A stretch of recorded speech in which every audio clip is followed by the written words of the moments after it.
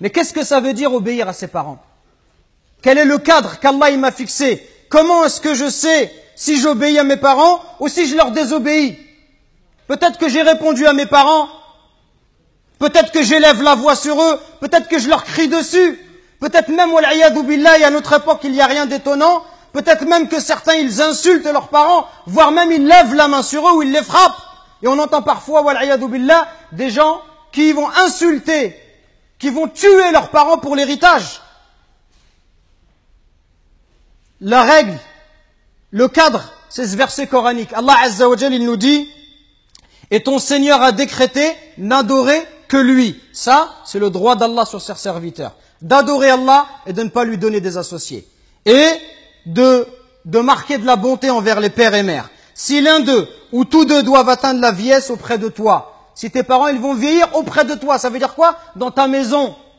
Dans ta maison, ça veut dire que tu les mets pas dans une maison de retraite, comme on fait aujourd'hui, où dès que les parents ils sont vieux, on les prend, on les jette dans la maison de retraite et on vient les voir une fois dans l'année. Et tout le reste de l'année, on s'occupe pas d'eux. Non, Allah il te dit, s'ils atteignent la vieillesse, auprès de toi. Quand tes parents ils sont âgés, ils restent chez toi. Parce que quand tu étais petit, ils t'ont pas envoyé dans une pension, ils t'ont gardé chez eux et ils sont occupés de toi. S'ils atteignent la vieillesse, ne leur fais point fi, ne leur dis pas pff. Ça, juste le fait de dire mes frères et sœurs. Comprenez bien ce qu'Allah il nous demande.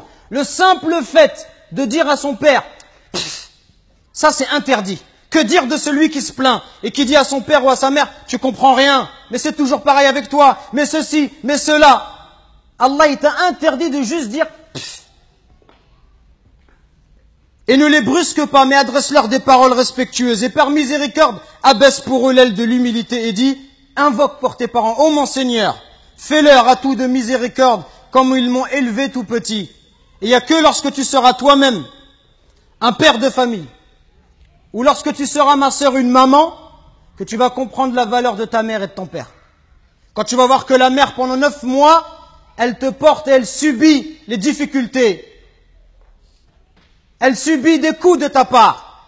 Que lorsque tu nais, le jour où Allah t'a mis au monde, ce jour-là, ta mère, elle a l'impression qu'elle allait mourir, tellement les douleurs, elles sont intenses. Et les hommes, on ne sait pas de quoi on parle quand on parle de cela. Il n'y a qu'une femme qui peut l'expliquer.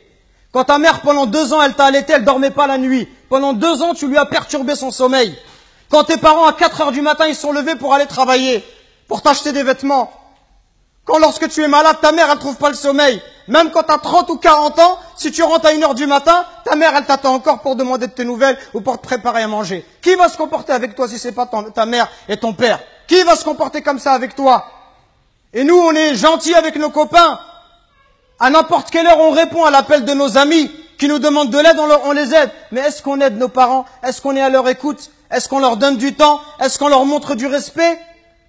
Les anciens, ils disaient, Zayd al-Abidin, le petit-fils de Ali ibn Abi Talib, on lui disait, toi, t'es quelqu'un de très bon avec tes parents, pourquoi tu manges jamais avec ta mère? Il dit, parce que j'ai peur, si ma mère, elle voit dans l'assiette quelque chose qu'elle a envie de prendre, et si je le prends avant elle, j'ai peur qu'Allah, il compte cela comme de la désobéissance. Et il disait rien d'étonnant à cela. Il disait, ceux qui ont vécu avant nous, ils considéraient comme un manque de respect envers les parents que d'habiter au premier étage et que de laisser habiter les parents au rez-de-chaussée. Regardez jusqu'où ça allait. Allahu Akbar. Le simple fait d'être au-dessus de sa mère, au premier étage, sa mère au rez-de-chaussée, ils considéraient ça comme un manque de respect.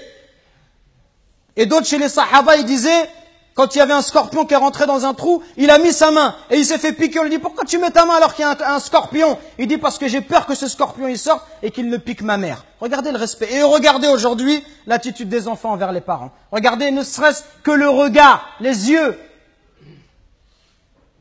Wallahi mes frères, si nos parents ils invoquent contre nous, wallahi c'est pour nous le malheur dans la vie d'ici-bas et dans celle de l'au-delà. Allah Azza wa Jal, par l'intermédiaire du prophète alayhi salatu wassalam, il nous dit qu'Allah il a interdit le paradis.